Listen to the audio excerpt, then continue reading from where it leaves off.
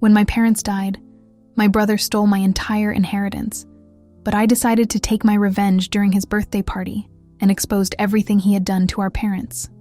My name is Isabella Thompson, and from a very young age, I lived with a family legacy marked by untold secrets, covert betrayals, and the constant shadow of a past that refused to fade away even as I tried to build my own dreams. I grew up in a home where love and trust were supposed to be the pillars, yet Michael and Helen Thompson, our parents, found themselves entangled in a system of manipulation and favoritism that always benefited Ryan, my brother, the family's golden child, admired for his charm and his knack for winning people over, as well as his audacity to cross ethical and moral boundaries. For years, as I watched his schemes unfold with a mix of pain and resignation, I learned to recognize the subtle signs of a hidden truth. He, with his carefree attitude and an unsettling naturalness, was redirecting the inheritance that should have belonged to all of us. I, relegated from an early age to a supporting role, quietly safeguarded a series of documents and reports that revealed how Ryan had been diverting funds and manipulating our parents' feelings for his own benefit, orchestrating a cruel scheme of covert theft. During the long adolescent years, the details accumulated in my memory: interrupted conversations laced with disguised barbs, silences that spoke louder than words, and the knowing glances he exchanged with shady business figures whose presence only seemed to bolster his unscrupulous ambition. Every time he carelessly mentioned, "Everything we own can be divided," I felt the heavy weight of a truth reluctant to be unveiled, yet growing impossible to ignore with each passing year. Family tension reached unbearable levels on the day Ryan decided to celebrate his birthday with a party overflowing with pomp, ostentation, and the false luster of a reputation built on lies and larceny. He invited everyone who offered him empty praise and easy applause, creating an atmosphere ripe for his self-aggrandizement, while skillfully concealing the chasm of injustice that was corroding our home. I, who had long nurtured a silent resentment and the determination to expose what had always been kept in the shadows, realized that this was the perfect moment to break free from the cycle of submission and hypocrisy. As the party preparations unfolded and guests began to arrive, I could feel the charged air of anticipation and the certainty that there was no turning back from complacency. I seized the moment when the crowd momentarily dispersed, and an abandoned microphone was discovered to serve as the conduit for my truth. I stepped onto the makeshift stage with a steady heart and a mind filled with evidence gathered over years of vigilance and pain. Every word I spoke carried the weight of sorrowful rhymes and forceful declarations that laid bare Ryan's trajectory. Not only had he usurped the inheritance that was rightfully ours, but he had also misappropriated funds meant to preserve a legacy that was never intended for his personal benefit.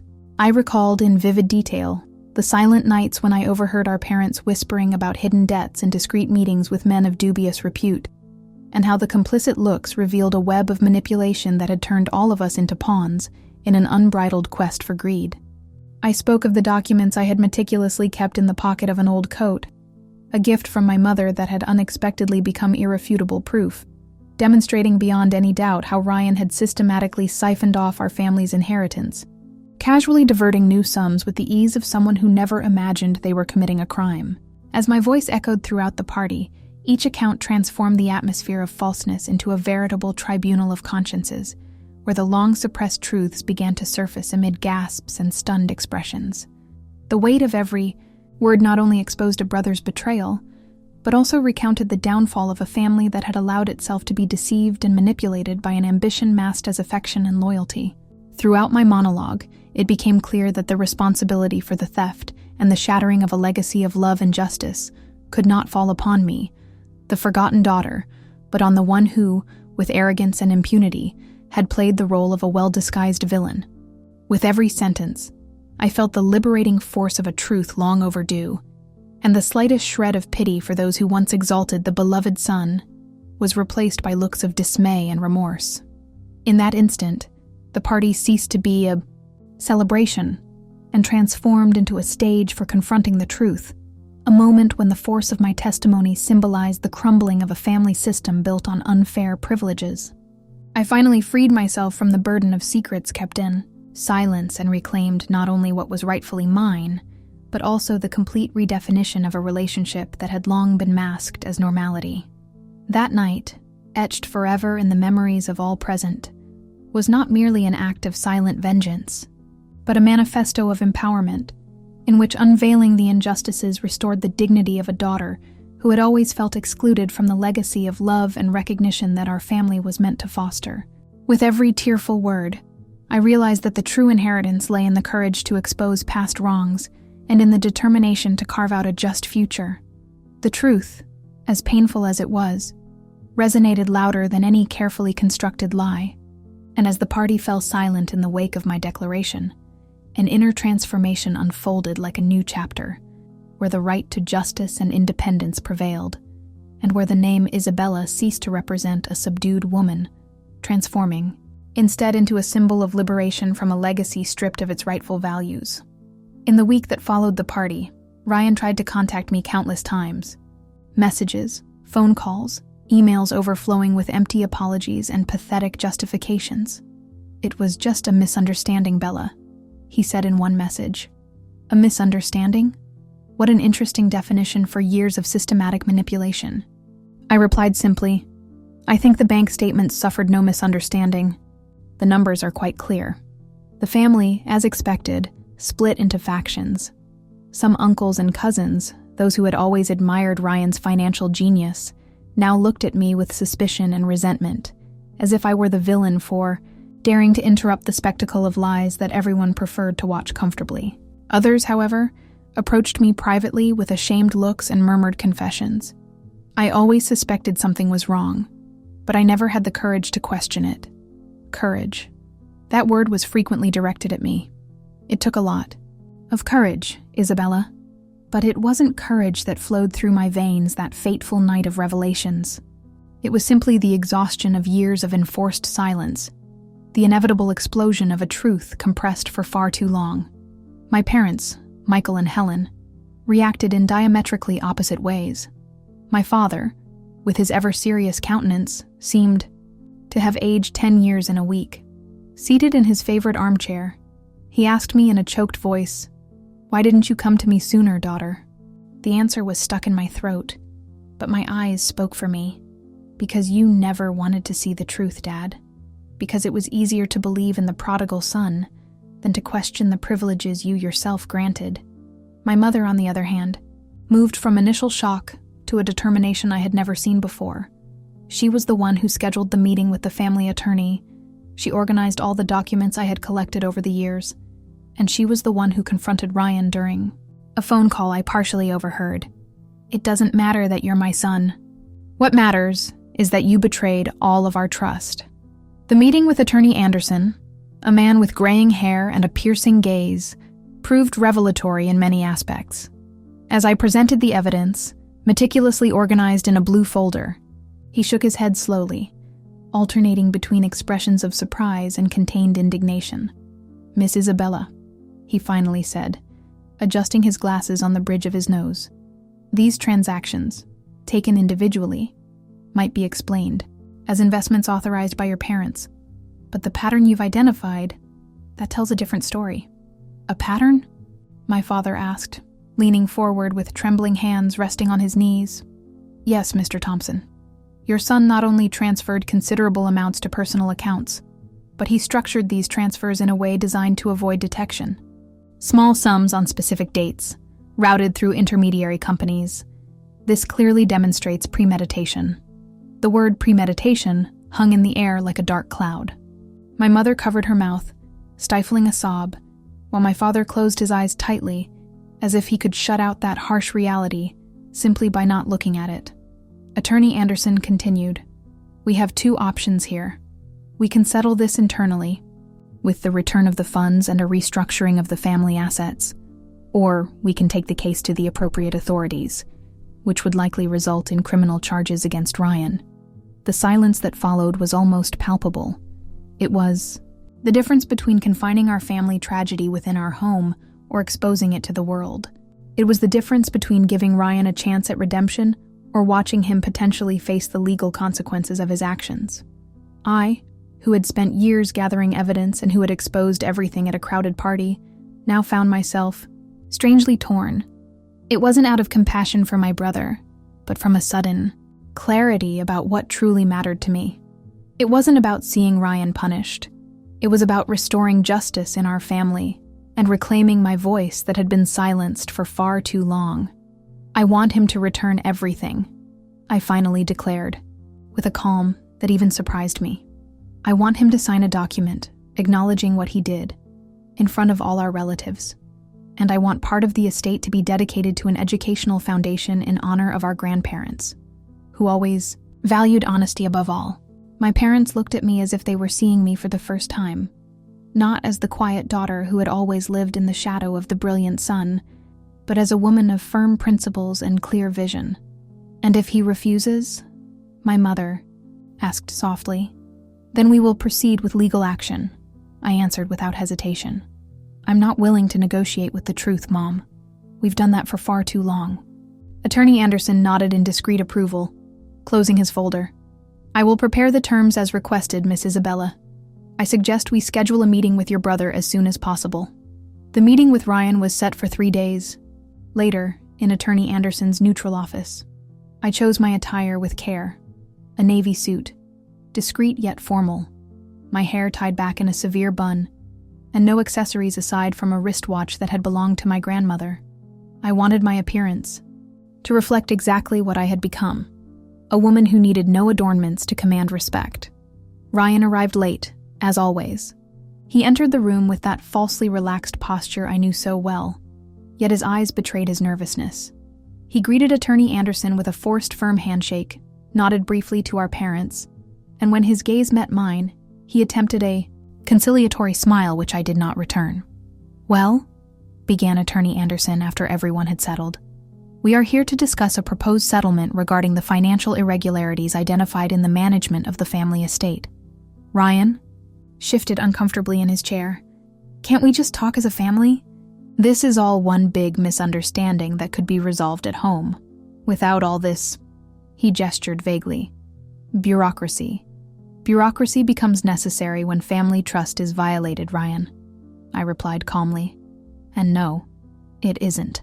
A misunderstanding when bank documents clearly show unauthorized transfers totaling nearly $2 million over the course of 5 years." He visibly paled. Perhaps he hadn't expected me to have calculated the exact amount, or maybe the sheer magnitude of the number, spoken aloud, finally made him grasp the gravity of his actions. Attorney Anderson slid a folder across the table toward Ryan. "Here are the terms proposed by your sister and agreed upon by your parents. I suggest you read them carefully." Ryan opened the folder slowly, as if it contained something dangerous. As his eyes scanned the document, his expressions shifted between disbelief and contained anger. When he finished reading, he slammed the folder shut with a brusque motion. "This is humiliating," he declared tensely. "You want me to sign a confession, return all the money with interest, and even make a formal apology in front of the whole family? That's absurd." "What's absurd, Ryan," interjected my mother with surprising firmness, "is for you to think you have the right to feel humiliated after what you've done." My father, who had remained silent until then, leaned forward. "Son, do you have any idea what might happen if we decide to take this to court? We're offering you a way out, a chance to do the right thing." Ryan ran his hand through his hair, a nervous gesture we knew all too well. His eyes searched mine, perhaps looking for a sign of hesitation, a crack to exploit. He found nothing but unwavering determination. "And if I refuse to sign?" he challenged, attempting to sound defiant, though his voice betrayed his insecurity. Attorney Anderson responded with the professional calm of someone who had witnessed many family confrontations. "In that case, your parents and your sister are prepared to file a formal complaint for embezzlement and fraud. Based on the evidence presented, there is a strong likelihood of conviction, which would not only require financial restitution, but could also result in incarceration." The reality of the situation finally seemed to hit Ryan. He slumped in his chair, his entire facade of confidence crumbling like a house of cards. For a brief moment, I saw in him the scared boy who used to run to our parents' room during storms, the same boy who had sworn his innocence when something valuable was broken. But that boy had grown up and chosen a path of betrayal, and selfishness. "I need time to think," he murmured at last. "You have 48 hours, I replied, rising and adjusting my blazer. "After that, we will proceed with legal action." I left the room. I felt a mixture of relief and sadness, not because I anticipated Ryan's eventual capitulation, but because I realized that the chapter of my life as the silent, submissive sister was definitively over. Whatever came next, whatever decision he made, would be written on my own terms. Ryan signed the documents exactly 47 hours later, not out of sincere remorse, I suspected, but as a cold calculation of costs and benefits. The family reconciliation ceremony, as my mother insisted on calling it, was scheduled for the following Sunday at my parents' house.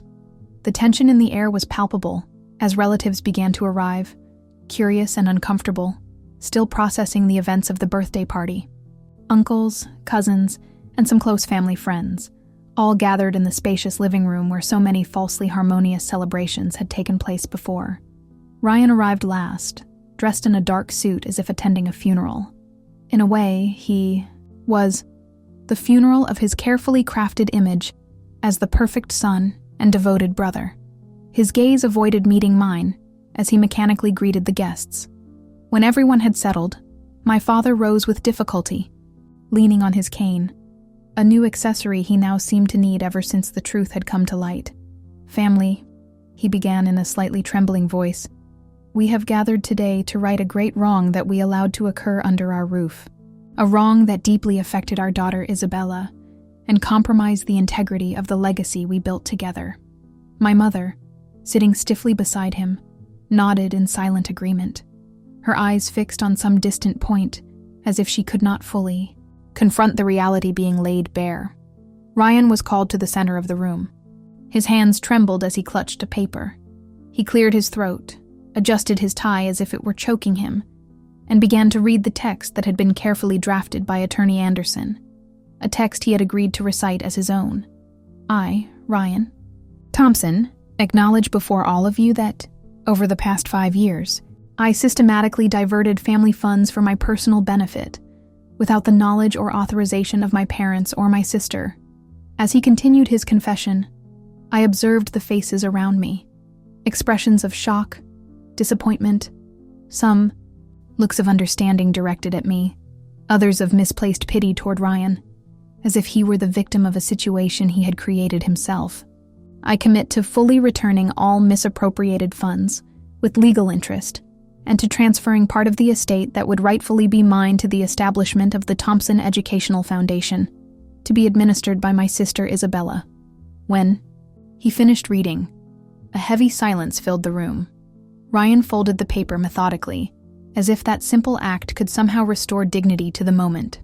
His eyes, when they finally met mine, showed not genuine remorse, but a pragmatic acceptance of defeat. Aunt Carol, always the most outspoken in the family, was the first to break the silence. "This is simply shocking. How could we not have seen it?" "We did see it," replied Cousin Andrew, surprising everyone. "Some of us suspected it, but it was easier to pretend we didn't, because Ryan had always been the favorite, the successful, the charismatic one. Questioning him would mean questioning the entire family dynamic we had built over the years." His words struck at the heart of the matter. It wasn't just about the misappropriated money. It was about how the entire family had become complicit in an elaborate deception, sacrificing the truth on the altar of appearances and convenience. The family meeting gradually dissolved into awkward hugs and murmured promises of, "We need to stay in touch." Promises we all knew wouldn't be kept, at least not in the short term. The wound was now exposed and would need time to heal, if it ever healed completely. Ryan was the first to leave, without properly saying goodbye to anyone. As the door closed behind him, I felt a weight lifted from my shoulders. Not entirely, but enough to allow me to breathe a little more freely than I had in years. 3 months passed since that Sunday of confessions. The Thompson Educational Foundation is now in the process of being legally established, with a board that includes respected educators and some family members who showed genuine interest in rebuilding on honest foundations. Ryan meticulously fulfilled his part of the financial settlement, perhaps the only area where his meticulous nature had always been genuine. However, our relationship remains in an undefined limbo. We are no longer declared adversaries, yet we have not returned to being the siblings we once pretended to be.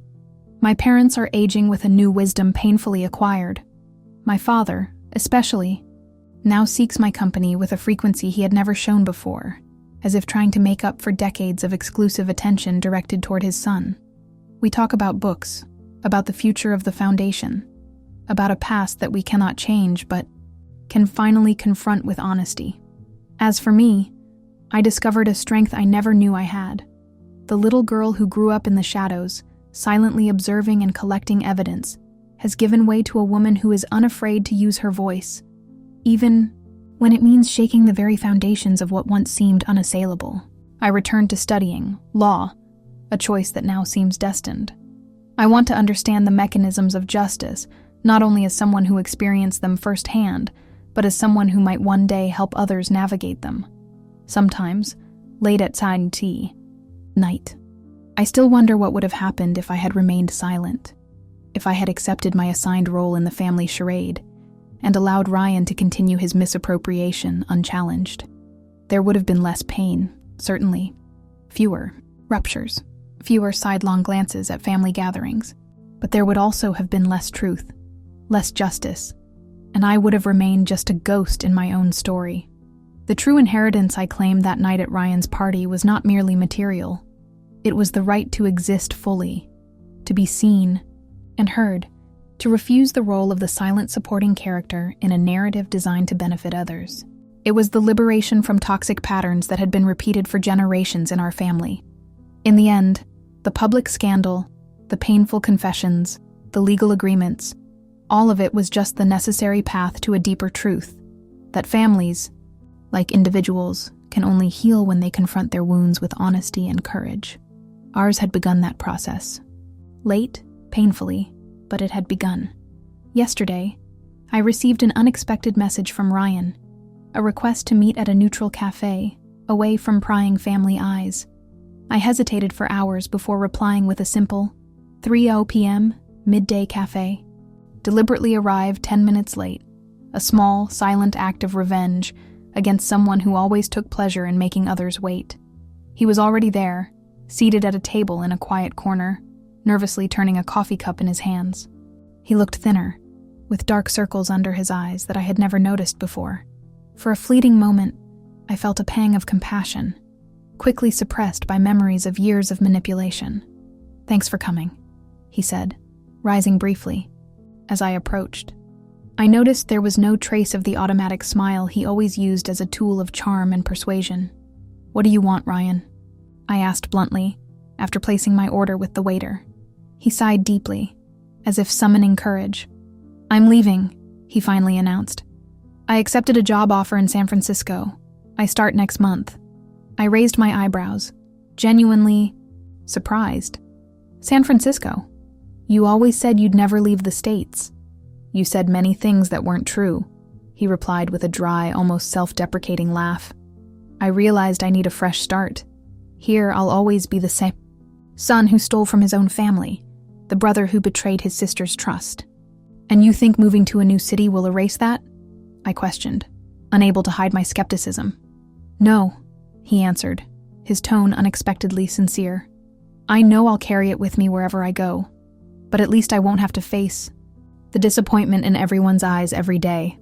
We fell into silence as the waiter brought my coffee.